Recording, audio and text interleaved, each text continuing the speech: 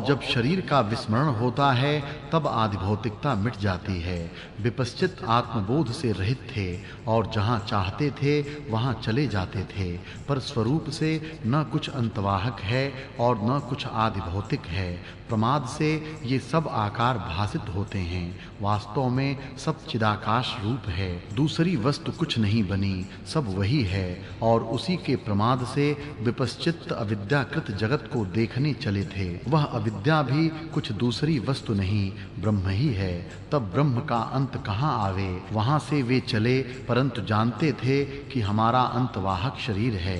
निदान वे सब पृथ्वी को नाक गए, फिर जल को भी नाक गए। उसके बाद जो सूर्य सा दहक अग्नि का आवरण प्रकाशमान है, उसको भी नाक कर मेघ और वायु के आवरण को भी नाक गए, फिर आकाश को भी नाक गए। उसके बाद ब्रह्माकाश था, वहां उनको संकल्प के अनुसार फिर जगत भासित होने लगा, पर उसको भी वे नाक गए। फिर आगे ब्रह्माकाश मिला, फिर उनको पंचभूत भासित हुए, उनके आवरण को भी वे नाक गए। फिर उस ब्रह्मांड कपाट के बाद तत्वों को नाक कर ब्रह्माकाश मिला, उसमें एक और पांच भौतिक ब्रह्मांड था, उसको भी नाक गए, पर अंत न पाया। स्वरूप के प्रमाद से दृश्य का अंत जानने को वे भटकते फिरे। फिर अविद्या रूप संसार का अंत कैसे आवे। यह जीव जब तक अंत लेने को भटकता फिरता है तब तक अविद्या नहीं नष्ट होती। जब अविद्या नष्ट होगी तभी अविद्या रूप संसार का अंत होगा।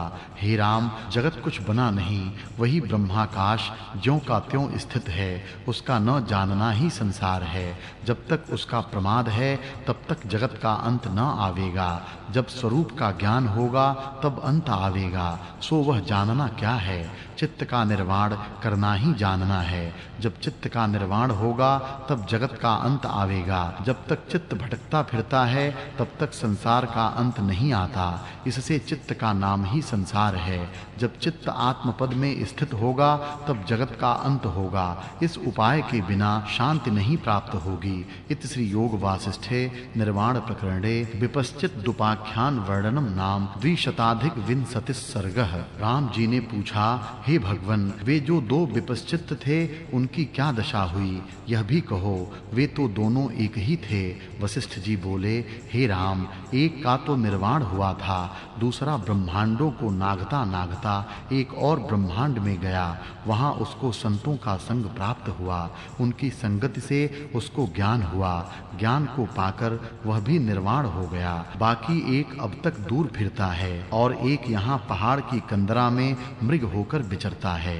हे राम, यह जगत आत्मा का आभास है। जैसे सूर्य की किरणों में जल दिखता है और जब तक किरणें हैं तब तक जलाभास निवृत्त नहीं होता, वैसे ही जब तक आत्मसत्ता है तब तक जगत का चमत्कार निवृत्त नहीं होता और आत्मा के जानने से जगत सत्ता नहीं रहती। जैसे किरणों के अदृश्य होने से जलाभास नहीं रहता और जो जल दिखता है तो भी किरणों की ही सत्ता भासित होती है, वैसे ही आत्मा के जाने से आत्मा की सत्ता ही भासती है, भिन्न जगत की सत्ता नहीं भासती। राम जी ने पूछा, हे भगवन, विपश्चित एक ही था तो एक ही संवित में भिन्न भिन्न वासना कैसे हुई? एक मुक्त हो गया, एक मृग होकर फिरता रहा और एक आगे निर्वाण हो गया, वह भिन्नता कैसे हुई? संवित तो एक ही था, उसमें कम और अधिक फल कैसे प्राप्त हुए? वशिष्ठ जी बोले, हे राम, वासना देश, काल और पदार्थों से होती है। उसमें जिसकी दृढ़ भावना होती है उसकी जय होती है। जैसे एक पुरुष ने मनोराज्य से अपनी 4 मूर्तियां कल्पित की और उनमें भिन्न भिन्न वासना स्थापित की, पर संवित तो एक है। यदि पहले का शरीर भूलकर उसमें दृढ़ हो गए तो जैसी जैसी भावना उनके शरीर में दृढ़ होती है वही प्राप्त होती है। वैसे ही संवित में नाना प्रकार की वासनाएं फुरती हैं। जैसे एक ही संवित स्वप्न में नाना प्रकार रखती है और वासना भिन्न भिन्न होती है, वैसे ही आकाश रूप संवित में भिन्न भिन्न वासना होती है। हे राम, उनकी संवित एक थी, परंतु देश, काल और क्रिया से वासना भिन्न भिन्न हो गई और पूर्व की संवित स्मृति भूल गई। उससे उन्होंने न्यून और अधिक फल पाए। उस संवित का क्या रूप है? हे राम, देश से देशांतर को जो संवेदन जाता है, उसके बीच जो संवित सत्ता है वह ब्रह्म सत्ता है। जागृत के आकार को छोड़ने और स्वप्न न आने के मध्य जो ब्रह्म सत्ता है वह किंचन रूप जगत होकर भासित होती है, परंतु किंचन भी कुछ भिन्न वस्तु नहीं, वह एक है न दो है। कहना भी नहीं होता तो दो कहाँ हो और जगत कहाँ हो। यही अविद्या है कि न होने पर भी भासती है। जैसी जैसी वासना फुरती है उसमें जो दृढ़ होती है उसकी जय होती है। इस कारण एक विपश्चित जनार्दन विष्णु के स्थान में निर्वाण को प्राप्त हो गया और दूसरा दूर से दूर ब्रह्मांड को नागता गया। उसे संतों का संग प्राप्त हुआ, जिससे ज्ञान उदय होकर वासना मिट गई और उसका अज्ञान नष्ट हो गया। जैसे सूर्य का उदय होने पर अंधकार नष्ट हो जाता है, वैसे ही जब उसका अज्ञान नष्ट हो गया तब वह उस पद को प्राप्त हुआ जिसके अज्ञान से जीव दूर से दूर भटकता है, तीसरा दूर से दूर भटकता फिरता है और चौथा पहाड़ की कंदरा में मृग होकर विचरता है। हे राम, जगत कुछ वस्तु नहीं, अज्ञान वश जीव भटकता है, इसलिए अज्ञान ही जगत है। जब तक अज्ञान है तब तक जगत है। जब ज्ञान उदय होता है तब वह अज्ञान का नाश करता है और तभी जगत का अभाव हो जाता है। राम जी ने पूछा, हे भगवन, यह जो मृग हुआ वह कहाँ-कहाँ फिरा और कहाँ-कहाँ स्थित हुआ? वशिष्ठ जी बोले, हे राम, दो ब्रह्मांड को नागते दूर से दूर चले गए थे, उनमें से एक अब तक चला जाता है और पृथ्वी, समुद्र, वायु, आकाश उसकी संवित में फुरते हैं। यह तो दूर से दूर चला गया है और हमारी आधि भौतिक दृष्टि का विषय नहीं है। दूसरा ब्रह्मांड को नागता गया था, पर अब इस जगत में पहाड़ की कंदरा का मृग हुआ है, वह हमारी इस दृष्टि का विषय है। राम जी ने पूछा, हे भगवन, ये तो दूर गए थे और इनमें से एक इस जगत में अब मृग हुआ है, तो तुमने यह कैसे जाना कि आगे वह ब्रह्मांड में था और अब इस जगत में है? वशिष्ठ जी बोले, हे राम, मैं ब्रह्म हूँ और सब ब्रह्मांड मेरे अंग हैं, मुझको सबका ज्ञान है। जैसे अवयवी पुरुष अपने अंगों को जानता है कि यह अंग फुरता है और यह नहीं फुरता, वैसे ही मैं सबको जानता हूँ। जिसे जिसे यह नागता गया है उसे बुद्धि के नेत्रों से मैं जानता हूँ, परंतु तुम नहीं जान सकते। जैसे समुद्र में अनेक तरंग उठते हैं और समुद्र सबको जानता है, वैसे ही मैं समुद्र रूप हूँ और मुझ में ब्रह्मांड रूपी तरंगें उठी हैं, इससे मैं सबको जानता हूँ। हे राम, वह जो मृग दूर ब्रह्मांड में फिरता है वह विपश्चित यह सामान्य मृग नहीं है, परंतु जैसे है सो सुनो। हे राम, एक ब्रह्मांड इस हमारे ब्रह्मांड सा है, जिसका ऐसा ही आकार है, ऐसी ही चेष्टा है, एक ही सा जगत है और स्थावर जंगम सब एक ही से हैं। वहाँ जो देश, काल और क्रिया होती है वह इसी के समान होती है। जैसे नाम, रूप और आकार यहाँ होते हैं, वैसे बिंब का प्रतिबिंब तुल्य ही होता है। और जैसे एक ही आकार का प्रतिबिंब जल में और दूसरा दर्पण में पड़ता है, वे दोनों तुल्य हैं, वैसे ही दोनों ब्रह्मांड एक समान हैं और ब्रह्म रूपी आदर्श में प्रतिबिंबित होते हैं। इस कारण यह मृग विपश्चित है, इसी निश्चय को धारण किए हुए है। यह और वह जो पहाड़ की कंदरा में हैं, दोनों तुल्य हैं। राम जी ने पूछा, हे भगवन, वह विपश्चित अब कहाँ है और उसका क्या आचरण है? अब मैं जानता हूँ कि उसका कार्य हुआ है। अब चलकर मुझको दिखाओ और उसका दर्शन देकर अज्ञान पास से मुक्त करो। इतना कहकर वाल्मीकि जी बोले, हे अंग, जब राम जी ने इस प्रकार कहा तब मुनि शार्दूल वशिष्ठ जी बोले, हे राम, जहाँ तुम्हारा लीला का स्थान है और तुम क्रीड़ा करते हो, उस जगह वह मृग बधा हुआ है। यह तुमको त्रिदेश के राजा ने दिया है और बहुत सुंदर है, इस कारण तुमने उसे रखा है, उसको मंगाओ। तब राम जी ने अपने सखाओं से जो निकटवर्ती थे कहा कि उस मृग को सभा में ले आओ। हे राजन, जब इस प्रकार राम जी ने कहा तब वे सभा में उस मृग को ले आए और जितने श्रोता सभा में बैठे थे वे बड़े आश्चर्य को प्राप्त हुए। वह मृग बड़ी गर्दन से, बड़ा सुंदर और कमल दल से विशाल नेत्र वाला था। कभी वह घास खाने लगता, कभी सभा में खेलता और कभी ठहर जाता।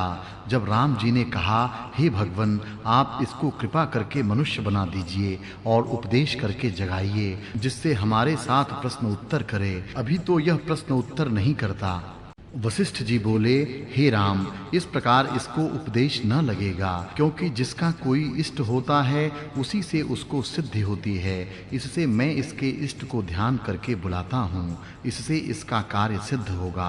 वाल्मीकि जी बोले, हे राजन, इस प्रकार कहकर वशिष्ठ जी ने कमंडलू हाथ में लेकर 3 बार आचमन किया और पद्मासन बांध नेत्र मूंद ध्यान में स्थित होकर अग्नि का आवाहन किया। हे अग्निदेव, यह तुम्हारा भक्त है, इसकी सहायता और इस पर दया करो। तुम संतों का दयालु स्वभाव है। जब वशिष्ठ जी ने ऐसे कहा, तब सभा में बड़े तेजस्वी अग्नि की ज्वाला काष्ठ अंगार से रहित प्रकट हुई और जलने लगी। जब ऐसे अग्नि जगी, तब वह मृग उसे देखकर बहुत प्रसन्न हुआ और उसके चित्त में बड़ी भक्ति उत्पन्न हुई।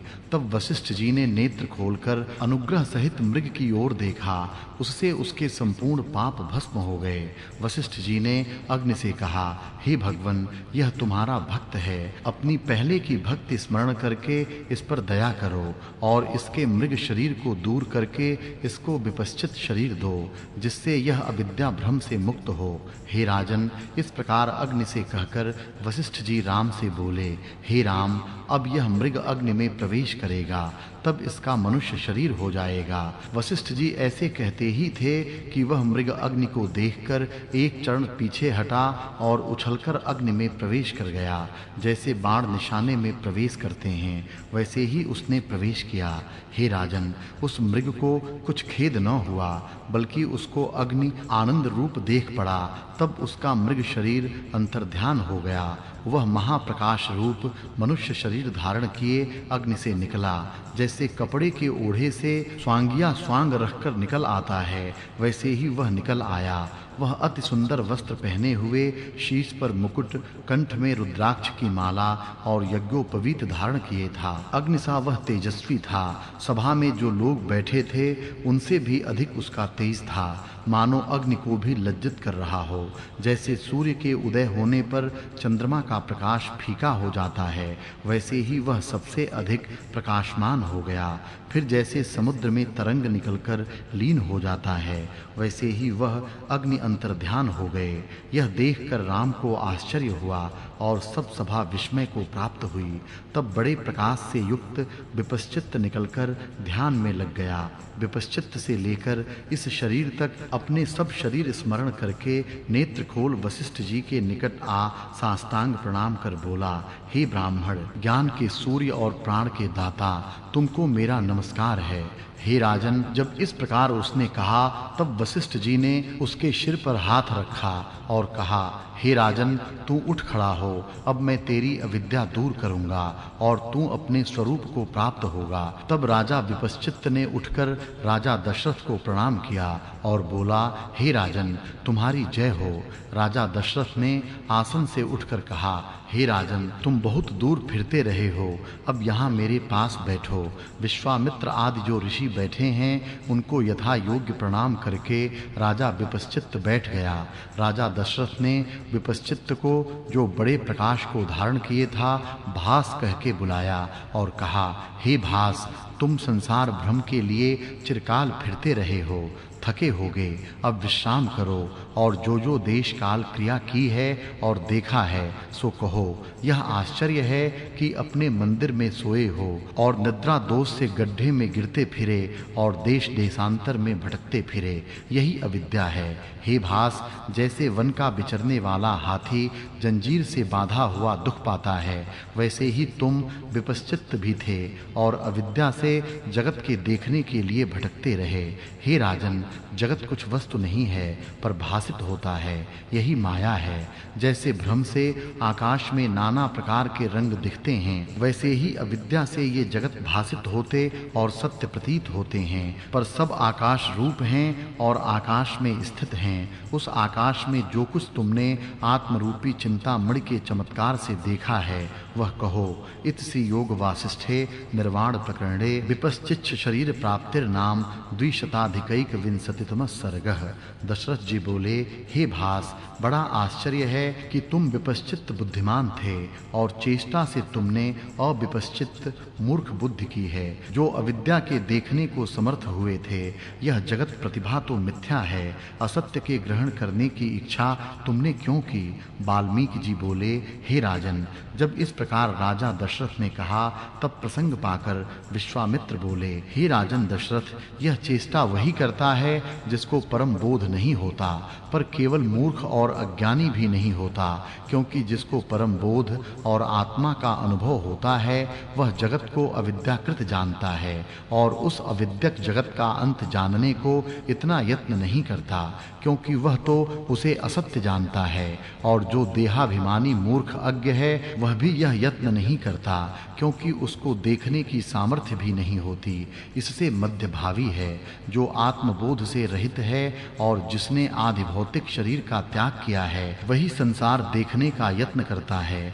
जिनको उत्तम बोध नहीं हुआ वे इस प्रकार बहुत भटकते फिरते हैं। इसी प्रकार बटधाना भी इस ब्रह्मांड में फिरते हैं। 70 लाख वर्ष इनको इसी ब्रह्मांड में फिरते व्यतीत हुए हैं। उन्होंने भी यही निश्चय धारण किया है कि पृथ्वी कहाँ तक चली जाती है। इस निश्चय से वे निवृत्त नहीं होते और इसी ब्रह्मांड में घूमते हैं। उनको अपनी वासना के अनुसार विपरीत और ही और स्थान भासित होते हैं। हे राजन, जैसे किसी बालक का रचा संकल्प का वृक्ष आकाश में हो, वैसे ही यह भूगोल ब्रह्मा के संकल्प में स्थित है। संकल्प से गेंद के समान आकाश, वायु, अग्नि, जल, पृथ्वी, इन पांचों तत्वों का यह ब्रह्मांड रचा है। उसके चौफेर चींटियां फिरती हैं। जिस ओर से वे जाती हैं वह ऊर्ध्व दिखता है, सो और ही निश्चय होता है। वैसे ही इस संकल्प के रचे भूगोल के किसी कोण में बटधाना जीव हुआ है। हे राजन, उसके 3 पुत्र थे। उसके मन में यह संकल्प उदय हुआ कि हम जगत का अंत देखें। इसी संकल्प से फिरते फिरते वे पृथ्वी नागते गए। पृथ्वी और जल आता है, जल को नागते हैं। फिर आकाश आता है, फिर पृथ्वी, जल, वायु, फिर उसी भूगोल के चौफेर फिरते हैं। जैसे आकाश में गेंद हो, वैसे ही यह पृथ्वी आकाश में है। इसका नीचे ऊपर कोई नहीं, चरण नीचे, सिर ऊपर। इसी तरह बटधाना जीव उसी के चौफेर घूमते रहे, परंतु अपने निश्चय से और का और जानते रहे। जब तक स्वरूप का प्रमाद है तब तक जगत का अभाव नहीं होता, और जब आत्मा का साक्षात्कार होता है तब जगत ब्रह्म रूप हो जाता है। जगत कुछ बना नहीं, फुरने से भासित होता है। जैसे स्वप्न में अज्ञान से अनंत जगत दिखते हैं, यह फुरना पर ब्रह्म में हुआ है। जो फुरने में है वह भी पर ब्रह्म है, कुछ बना नहीं। आत्मसत्ता ही अपने आप में स्थित है। जैसे पत्थर की शिला ठोस होती है, वैसे ही आत्म तत्व चैतन्य घन है। जैसे आकाश और शून्यता में कुछ भेद नहीं, वैसे ही ब्रह्म और जगत में कुछ भेद नहीं। सब कल्पना पर ब्रह्म रूप है और ब्रह्म ही कल्पना रूप है। इस जड़ और चैतन्य में कुछ भेद नहीं। हे राजन, जिसको जगत कहते हो वह ब्रह्म सत्ता ही है। न कुछ उत्पन्न हुआ है और न प्रलय होता है, सब ब्रह्म ही है। जैसे पहाड़ में पत्थर के सिवा कुछ नहीं होता, वैसे ही यह जगत ब्रह्म सत्ता के सिवा कुछ नहीं। जैसे पाषाण की पुतली पाषाण रूप ही है, वैसे ही यह जगत ब्रह्म रूप ही है। एक सूक्ष्म अनुभव अणु से अनेक अणु होते हैं, जैसे एक पहाड़ से अनेक शिलाएं होती हैं। हे राजन, जो ज्ञानवान पुरुष हैं उनको जगत ब्रह्म रूप भासित होता है, और जो अज्ञानी हैं उनको नाना प्रकार भासित होता है। जगत कुछ वस्तु नहीं है, परंतु जब तक संकल्प है तब तक जगत फुरता है। जैसे रत्नों की चमक होती है, वैसे ही जगत आत्मा का चमत्कार है। चैतन्य आत्मा के आश्रय से अनंत सृष्टियां फुरती हैं, अतः सब सृष्टि आत्म रूप हैं। आत्मा से भिन्न कुछ वस्तु नहीं। जो जागृत पुरुष ज्ञानवान है उनको ब्रह्म रूप ही दिखता है, और जो अज्ञानी हैं उनको नाना प्रकार का जगत दिखता है। हे राजन, कुछ लोग इसे शून्य कहते हैं, अर्थात यह शून्य ही है और कुछ नहीं। कुछ इसको जगत कहते हैं और कुछ ब्रह्म कहते हैं। जैसा किसी को निश्चय होता है उसको वही रूप दिखता है। आत्म रूपी चिंतामणि है। जैसा जैसा संकल्प उसमें फुरता है वैसा वैसा ही भासित होता है। सबका अधिष्ठान ब्रह्म सत्ता है। जैसा जैसा उसमें निश्चय होता है वैसा ही वैसा होकर भासित होता है। दृष्टा, दर्शन, दृश्य त्रिपुटी जो दिखती है वह भी ब्रह्म होकर भासित होती है। द्वितीय कुछ वस्तु नहीं, और जो कुछ दिखता है वही अज्ञान है। हे राजन, जब तक वासना नष्ट नहीं होती तब तक दुख भी नहीं मिटते, और जब वासना मिट जाती है तब सब जगत ब्रह्म रूप अपना रूप ही भासित हो और राग द्वेष किसी में न रहता। जैसे स्वप्न में नाना प्रकार की सृष्टि दिखती है, जब पूर्व का स्वरूप स्मरण होता है तो सब रूप आप ही हो जाता है और राग द्वेष मिट जाता है, वैसे ही ज्ञानवान को यह जगत ब्रह्म रूप अपना रूप भासित होता है और विकार से रहित होता है।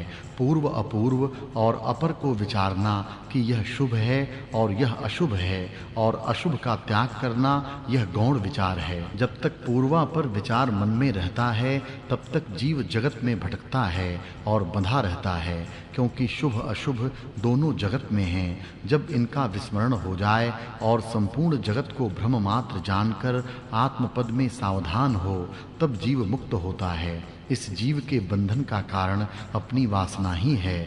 जब तक जगत में वासना होती है तब तक राग द्वेष उपजता है और जीव उससे बंधा रहता है। जिनको जगत के सुख दुख में राग द्वेष की भावना नहीं उपजती और वासना भी नष्ट हो जाती है, उनको यह जगत ब्रह्म रूप अपना रूप ही दिखता है और जगत में दुखदायक कुछ नहीं रहता, उनको सब ब्रह्म ही दिखता है। इति श्री योग वासिष्ठे निर्वाण प्रकरणे बटधानोपाख्यान वर्णन नाम द्विशताधिक द्वाविंशतितम सर्गः। दशरथ जी ने विपश्चित से पूछा, हे भास, तुम चिरकाल पर्यंत जगत में फिरते रहे हो। जिस प्रकार तुमने चेष्टा की है और जो देश काल पदार्थ देखे हैं सो सब कहो। भास बोले, हे राजन, मैं जगत को देखता फिरा हूँ और फिरता फिरता थक गया हूँ, परंतु देखने की इच्छा होने के कारण मुझको दुख नहीं हुआ। जो कुछ मैंने चेष्टा की है और जो देखा है वह कहता हूँ। हे राजन, मैंने बहुत जन्म पाए हैं और बहुत बार मृतक हुआ हूँ, बहुत बार शाप पाया है, ऊंच नीच जन्म लिए हैं और मर गया हूँ। बहुत ब्रह्मांड देखे हैं, परंतु ये सब अग्नि देवता के वर से देखे हैं। एक बार मैं वृक्ष हुआ और सहस्र वर्ष पर्यंत फूल फल टास से युक्त रहा। जब कोई काटता तब मैं दुखी होता और मेरे हृदय में पीड़ा होती। फिर वह शरीर छूटा तो मैं सुमेरु पर्वत पर स्वर्ण का कमल हुआ और वहाँ का जल पिया। फिर एक देश में पक्षी हुआ, 100 वर्ष पक्षी रहकर फिर सियार हुआ। मुझे हाथी ने चूर्ण किया, इससे मृतक होकर फिर सुमेरु पर्वत पर सुंदर मृग हुआ। देवता और विद्याधर मेरे साथ प्रीति करने लगे। कुछ काल में मरकर फिर देवताओं के वन में मंजरी हुआ। वहाँ देवियाँ और विद्याधरियाँ मुझको स्पर्श करती और सुगंध लेती थीं। तब मैं देवताओं की स्त्री हुआ, फिर सिद्ध हुआ और मेरा वचन सत्य होने लगा।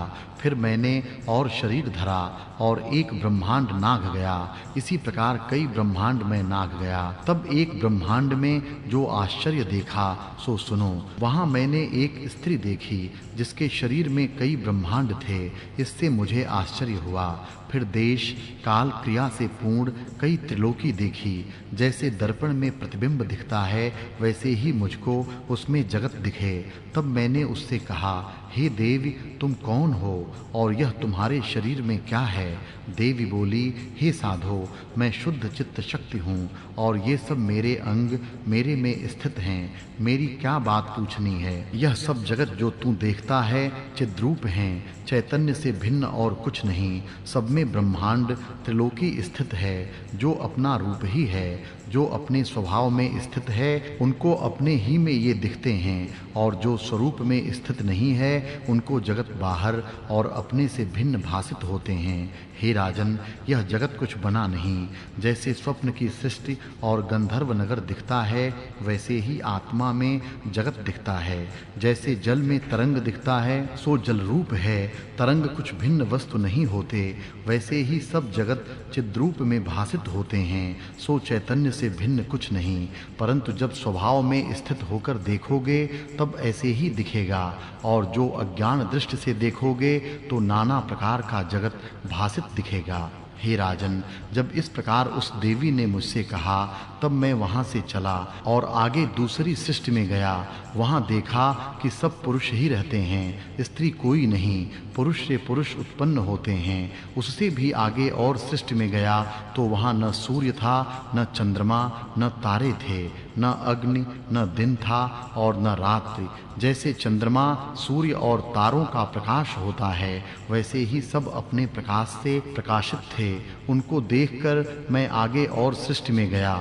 वहां देखा कि आकाश ही से जीव उत्पन्न होकर आकाश ही में लीन हो जाते हैं। इकट्ठे ही सब उपजे और इकट्ठे ही लीन हो जाते हैं। न वहां मनुष्य हैं, न देवता हैं, न वेद हैं, न शास्त्र हैं, न जगत है। इनसे विलक्षण ही प्रकार है। हे राजन, इस प्रकार मैंने कई सृष्टियां देखी हैं जो मुझको स्मरण आती हैं। आगे और सृष्टि में गया तो वहां देखा कि सब जीव एक समान हैं, न किसी को रोग है, न किसी को दुख है। सब एक से गंगा के तीर पर बैठे हैं। हे राजन, एक और आश्चर्य मैंने देखा है, वह भी सुनो। एक सृष्टि में मैं गया तो वहां क्षीर समुद्र मंदराचल से मथा जाता था। एक ओर विष्णु भगवान और देवता थे। मंदराचल पर्वत रत्नों से जड़ा हुआ था, शेषनाग रस्सी की भांति लिपटा हुआ था। मथने के लिए दूसरी ओर दैत्य लगे थे, बड़ा शब्द होता था। वहां यह कौतुक देखकर मैं आगे गया तो एक और सृष्टि देखी, जहां मनुष्य आकाश में उड़ते फिरते थे और देवता मनुष्य की भांति पृथ्वी पर विचरते और वेद शास्त्र जानते थे।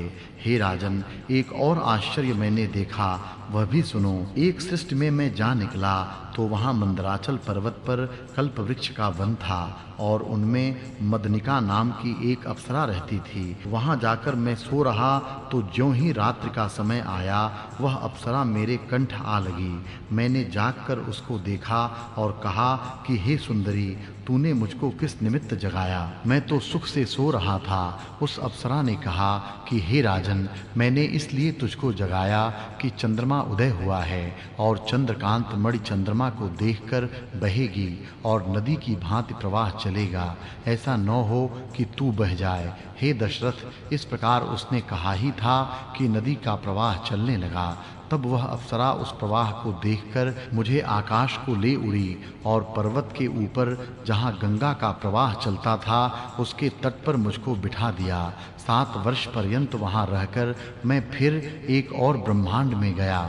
देखा वहाँ तारा, नक्षत्र, चंद्र, सूर्य कुछ भी न थे। उसको देखकर मैं और आगे गया। इसी प्रकार अनंत ब्रह्मांड मैंने देखे। हे राजन, ऐसा देश व ऐसी पृथ्वी, नदी और पहाड़ न होगा जिसको मैंने न देखा हो। ऐसी चेष्टा कोई न होगी जो मैंने न की हो। कई शरीरों के सुख मैंने भोगे हैं, कितनों के दुख भोगे हैं। वन, कंदरा और गुप्त स्थानों में फिरकर सब देखा, परंतु अग्नि देवता के वर को पाकर फिरता फिरता मैं थक गया तो भी आगे ही चला गया। अनेक अविद्याकृत ब्रह्मांड भी देखे, परंतु अब उनका अंत यह पाया है कि यह जगत भ्रम मात्र है। मैंने शास्त्रों में सुना है कि यह जगत है ही नहीं, तो भी दुख देता है। जैसे बालक को अपनी परछाई में वैताल दिखता है, वैसे ही यह जगत अविचार से दिखता और विचार से निवृत्त हो जाता है। एक आश्चर्य और सुनो। एक ब्रह्मांड में मैं गया तो वहाँ महाकाश था। उस महाकाश से गिरकर मैं पृथ्वी पर आ पड़ा और वहाँ सो गया। तब मैं महागाढ़ सुषुप्ति रूप हो गया। सब जगत मुझे भूल गया। जब वह गाढ़ सुषुप्ति क्षीण हुई तब एक स्वप्न देखा।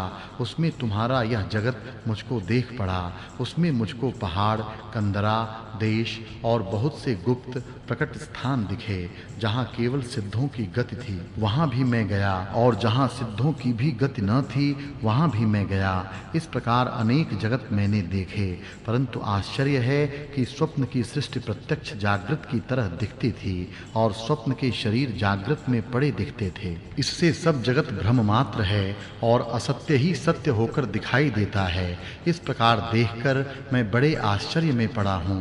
इत श्री योग वासिष्ठे निर्वाण प्रकरणे विपश्चित कथा वर्णन नाम 2 शताधिक 3 सर्गः।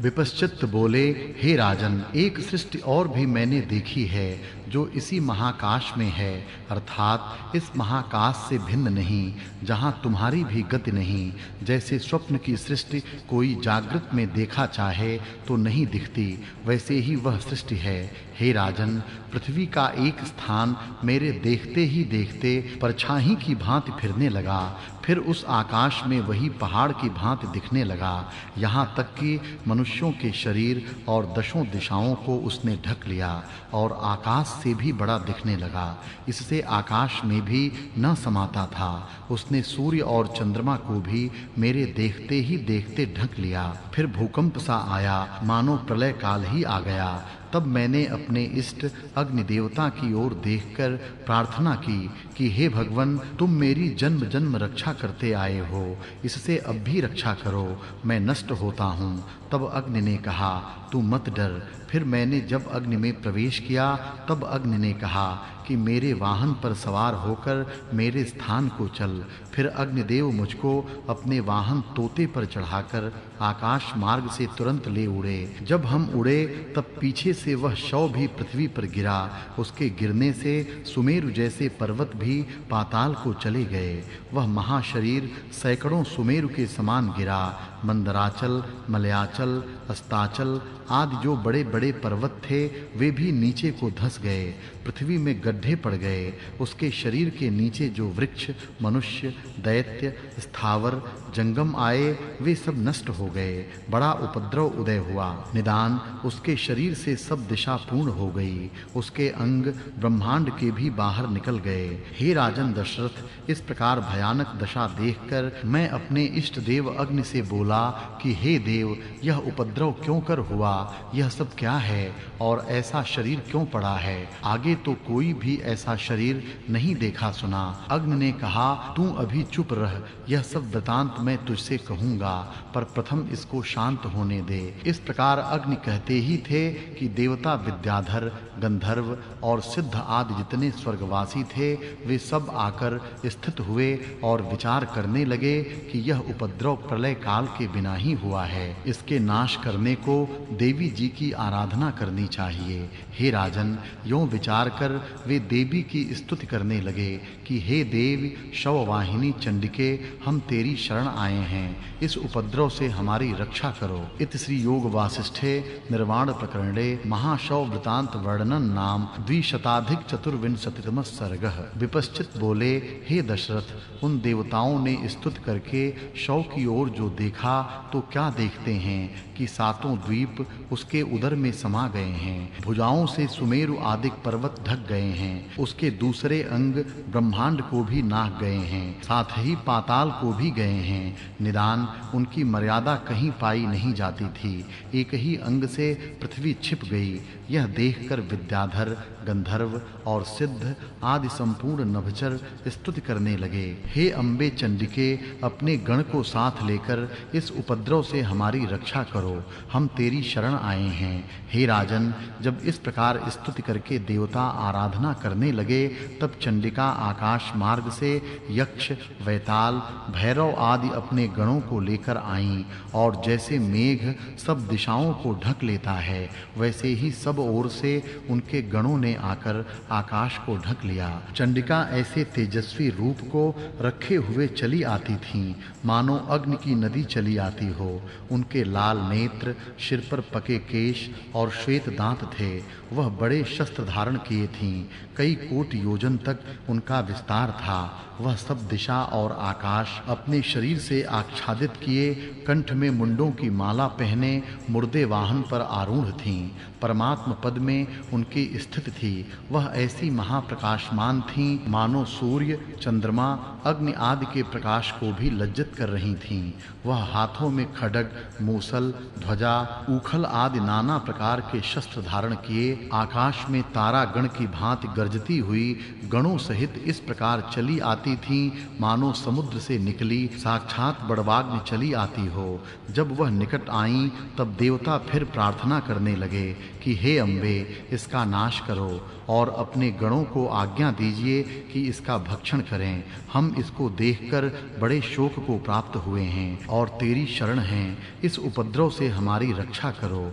हे राजा दशरथ, जब इस प्रकार देवताओं ने कहा तब चंडिका ने प्राण वायु को खींचा और शव में जितना रक्त था वह सब पी गईं। जैसे समुद्र को अगस्त्य जी ने पी लिया था वैसे ही उन्होंने रक्तपान किया।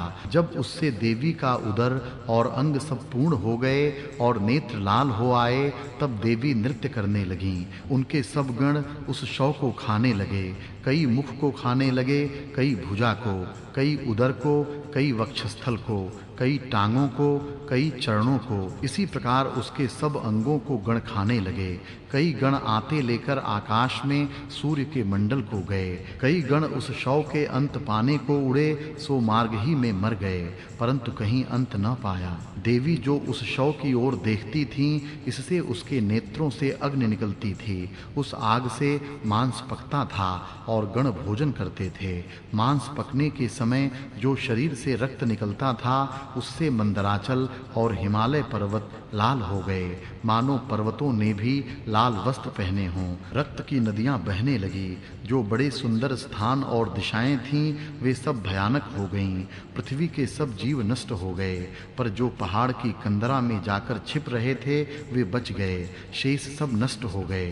राम जी ने पूछा, हे भगवन, तुम कहते हो कि उसके नीचे प्राणी आकर सब नष्ट हो गए और अंग उसके ऐसे कहते हो कि ब्रह्मांड को भी नाग गए, फिर कहते हो कि देवता बचे रहे, इसका क्या कारण है? वशिष्ठ जी बोले, हे राम, जो उसके शरीर और अंग के नीचे आए वे तो नष्ट हो गए, पर मुख और ग्रीवा में कुछ भेद है। तिसमें जो पोल है उसमें और गोदी और टांग के नीचे पोल में तथा सुमेरु, मंदराचल, उदयाचल और अस्ताचल पर्वतों की कंदराओं के पोल में बैठे हुए देवता बच गए और जो अंग के छिद्रों में रहे वे भी बच रहे और कहने लगे कि बड़ा कष्ट है, जो हमारे बैठने के कई स्थान नष्ट हो गए। हाय, वे वृक्ष कहाँ गए? हमारा बर्फ का पर्वत कहाँ गया? उनकी सुंदरता कहाँ गई? वन और बगीचे कहाँ गए? चंदन के वृक्ष कहाँ गए? और वे जनों के समूह कहाँ गए जो हमको यज्ञ करके पूजते थे? वे ऊंचे वृक्ष कहाँ गए जिनके फूल और टहनी ब्रह्मलोक तक जाती थीं? वह क्षीर समुद्र कहाँ गया जिसके मथने से बड़ा शब्द हुआ था? उसके पुत्र अर्थात उससे उत्पन्न रत्न, कल्पवृक्ष और चंद्रमा कहाँ गए? जम्बू द्वीप कहाँ गया जिसमें जम्बू के रस की नदी बहती थी और सुवर्णवत जल के भंवर उठते थे? ईख के रस का समुद्र कहाँ गया? हाँ कष्ट, हाँ कष्ट। शक्कर और मिश्री के पर्वत और अप्सराओं के विचरने के स्थान कहाँ गए? पृथ्वी कहाँ गई? वे नंदन वन के स्थान कहाँ गए जहाँ हम अप्सराओं के साथ विहार करते थे? उन सबका अभाव हमको शूल सा चुभता है। जैसे फल को कंटक चुभते हैं वैसे ही उन वस्तुओं के आभास रूपी कंटक हमको चुभते हैं। इसी प्रकार वे अति शोकवान हुए और कहने लगे, हाँ कष्ट, हाँ कष्ट। इधर विषयों का स्मरण करके देवता शोक करते थे और उधर उस शव के जितने अंग थे उनके गणों ने भोजन कर लिया और उससे अघा गए। कुछ मेदा का पिंड शेष रह गया था, उससे बहुत दुर्गंध हुई। उस पिंड की पृथ्वी हो गई जिससे उनका नाम मेदिनी हो गया। मोटे हाड़ों के सुमेरु आदि पर्वत हुए। तब ब्रह्मा जी ने देखा कि सब विश्व शून्य सा हो गया है। तब उन्होंने संकल्प किया कि अब फिर मैं सृष्टि रचूंगा। निदान पहले की भांति उन्होंने सृष्टि रची और जगत का सब व्यवहार उसी प्रकार चलने लगा। इति श्री योग वासिष्ठे निर्वाण प्रकरणे स्वयं महात्म्य वृतांत वर्णन नाम द्विशताधिक पंचविंशतितम सर्गः। विपश्चित बोले, हे दशरथ, जब यह सब हो रहा था तब मैंने अपने इष्ट देवता से जो तोते के वाहन पर सवार थे प्रश्न किया कि हे महादेव, सब जगत के ईश्वर और सब जगत के भोक्ता, यह शव कौन था, कहाँ स्थित था और किस प्रकार गिरा? अग्नि बोले, हे राजन, यह अनंत त्रिलोकी जिसका आभास है उससे इस शव का वृतांत वर्णन हो सकता है, एक त्रिलोकी से इसका वृतांत नहीं वर्णन हो सकता। हे राजन, एक परम आकाश है जो चिन्मात्र पुरुष, सर्वज्ञ, अनामय और अनंत है। वह आत्म तत्व केवल अपने रूप में स्थित है, पर उसका जो आभास संवेदन फुरता है वही किंचन होता है। जब वह किसी स्थान में फुरता है तब ऐसी भावना होती है कि मैं तेज का अणु हूँ। उस भावना के कारण से वह चित्त संवेदन अणु सा हो जाता है। जैसे कोई पुरुष सोया हो और स्वप्न में अपने को मार्ग में चलता देखता हो, अथवा जैसे तुम स्वप्न में अपने को सोया हुआ देखो, वैसे ही चित्त संवेदन ने अपने को अणु जाना। जैसे फुरना ब्रह्म को हुआ है, वैसे ही धूल के कण का भी अधिष्ठान में फुरना समान रूप से हुआ। जब उस अणु को शरीर की भावना होती है तब अपने साथ शरीर देखता है। शरीर के होने से नेत्र आदि इंद्रियां घनी होती हैं, तब यह शरीर अपने को और इंद्रियों से मिला हुआ जानता है। जब अपना रूप जानकर जीव उनको ग्रहण करके इंद्रियों से विषय को ग्रहण करता है, तब वही चिद्रूप जीव प्रमाद से आधाराधेय भाव को मानता है, पर अधिष्ठान सत्ता में कुछ हुआ नहीं। वह अद्वैत सत्ता ज्यों की त्यों अपने आप में स्थित है। जैसे स्वप्न में प्रमाद से जीव अपने को किसी गृह में बैठे देखता है, वैसे ही यहाँ प्रमाद से आधाराधेय भाव को देखता है। प्राण और मन अहंकार को धारण करता है और जानता है कि मेरे माता पिता हैं और मैं अनादि जीव हूँ। अपना शरीर जानकर आगे पांच भौतिक जगत शरीर को देखता है, तब अपने फुरने के अनुसार अंग होते हैं। इसी प्रकार जो आदि शुद्ध चिन्मात्र तत्व में स्फुरण हुआ तो चित्त कला उपजी, उसने अपने को तेज अणु जाना। तब उसमें अहं वृत्ति तो अहंकार हुआ, निश्चयात्मक वृत्ति बुद्धि हुई, चेतना रूप चित्त और संकल्प विकल्प रूप मन हुआ। फिर तन्मात्रा उपजी, फिर इच्छा द्वारा उसके शरीर और इंद्रियां उत्पन्न हुईं। तब देखने की इच्छा हुई, उस संवित में दृश्य भासित हुआ। तब संवित शक्ति ने प्रमाद दोष से अपने को द्वैत रूप जाना। साथ ही उसके अपने माता पिता और कुल प्रकटे कि यह मेरी माता है, यह मेरा पिता है और यह मेरा कुल है, यह चिरकाल से चला आता है। इसी प्रकार अहंकार सहित एक दैत्य विचरने लगा। एक कुटी में एक ऋषि बैठा था, उस कुटी की ओर गया। उसकी कुटी चूर्ण करके जब ऋषि के निकट आया तब ऋषि ने कहा, रे दुष्ट, तूने यह क्या चेष्टा ग्रहण की है? अब तू मरकर मच्छर होगा। हे विपश्चित, उस ऋषि के शाप रूपी अग्नि से उसका शरीर भस्म हो गया और उसकी निराकार चेतन संवित भूताकाश रूप हो गई।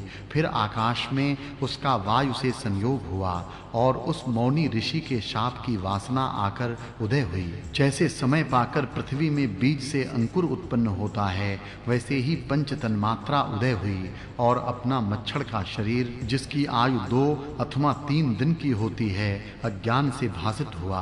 राम जी ने पूछा, हे भगवन, जो जीव जन्म पाते हैं वे जन्म से जन्मांतर को चले आते हैं अथवा ब्रह्मा से उपजे होते हैं, यह कहो।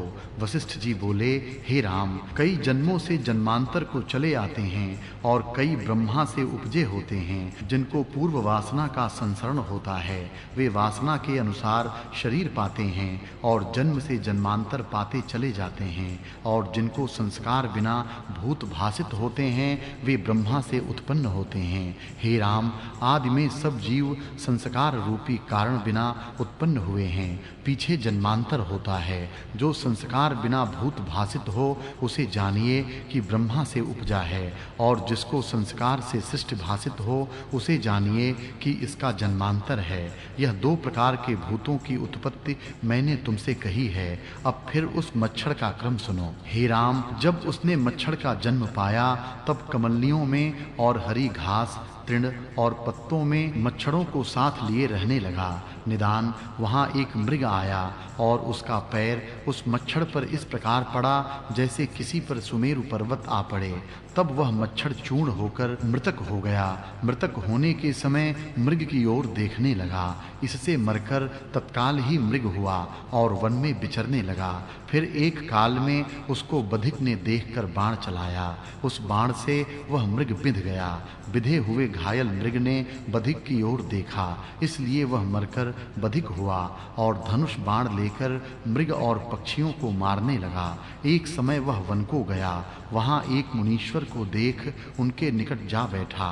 तब मुनीश्वर ने कहा, भाई, तूने यह क्या पाप चेष्टा आरंभ की है? इस चेष्टा से तू नरक को जाएगा। इससे किसी जीव को दुख न दे। जिन भोगों के लिए तू यह चेष्टा करता है वे बिजली की चमक जैसे क्षणिक हैं। जैसे मेघ में बिजली की चमक होती है और फिर मिट जाती है, वैसे ही ये भोग भी होकर मिट जाते हैं। जैसे कमल के पत्ते पर जल की बूंद ठहरती है पर उसकी आयु कुछ नहीं होती, क्षण भर में वह गिर पड़ती है, वैसे ही इस शरीर की आयु कुछ नहीं है। जैसे अंजलि में डाला जल नहीं ठहरता, वैसे ही जवानी चली जाती है। यौवन क्षणभंगुर और असार है, उसमें भोगना क्या है? इनसे कभी शांति नहीं होती। जो तुझको शांति की इच्छा हो तो निर्वाण होने का प्रयत्न कर, तब तू दुख से मुक्त होगा। अपने हिंसा कर्म को त्याग दे, इसके करने से नरक में जाएगा और कभी तुझको शांति न प्राप्त होगी। तू अपने हाथ से अपने पैर पर क्यों कुल्हाड़ी मारता है?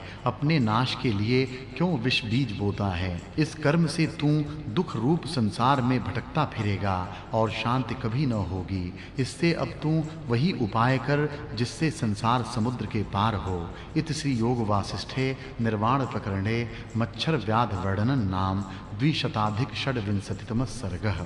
अग्नि बोले, हे राजन, ऋषीश्वर ने जब इस प्रकार उस बधिक से कहा तब उसने धनुष बाण डाल दिया और बोला, हे भगवन, जिस प्रकार मैं संसार समुद्र के पार हो जाऊं वह उपाय कृपा करके मुझसे कहिए, परंतु वह उपाय दुस्साध्य न हो और न मृदु हो, अर्थात जो अल्प भी न हो और कठिन भी न हो। ऋषीश्वर बोले, हे बधिक, मन को एकाग्र करने का नाम शम है।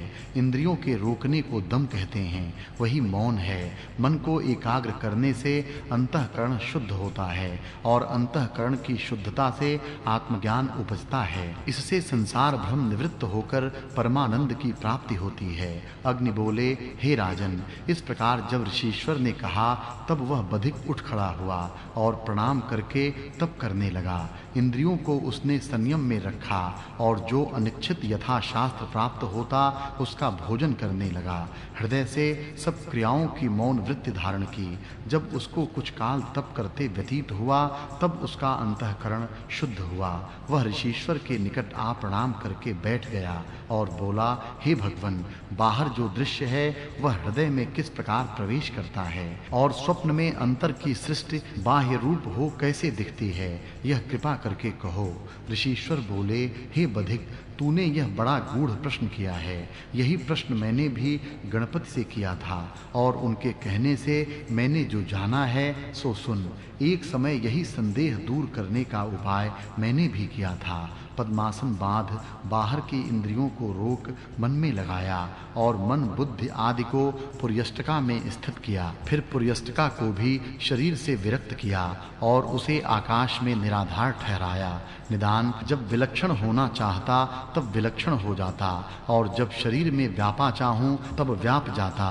हे बधिक, इस प्रकार जब मैं योग धारण से पूर्ण हुआ तो एक समय मैंने देखा एक पुरुष मेरी कुटी के पास सो रहा था और उसकी श्वास भीतर बाहर आती जाती थी।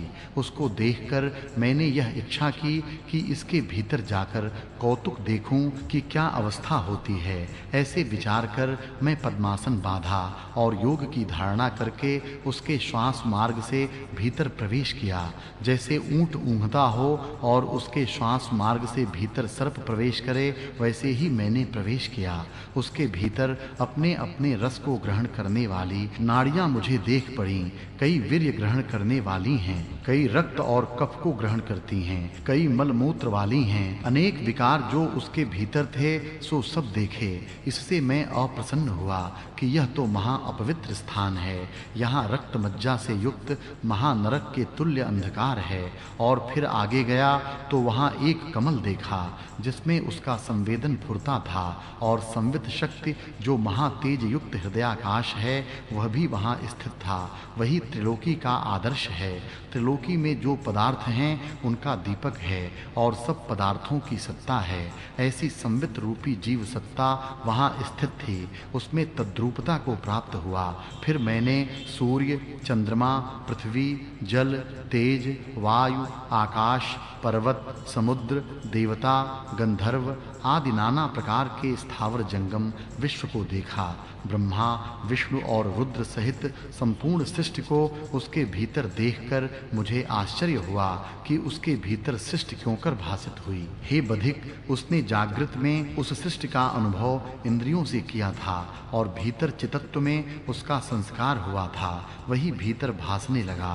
भीतर जो भूत सत्ता थी वह उसके स्वप्न में बाहर सृष्टि रूप बनी और मुझको प्रत्यक्ष भासित होने लगी। जैसे जागृत प्रत्यक्ष अर्थाकार भासता है वैसे ही मुझको यह सृष्टि भासित होने लगी।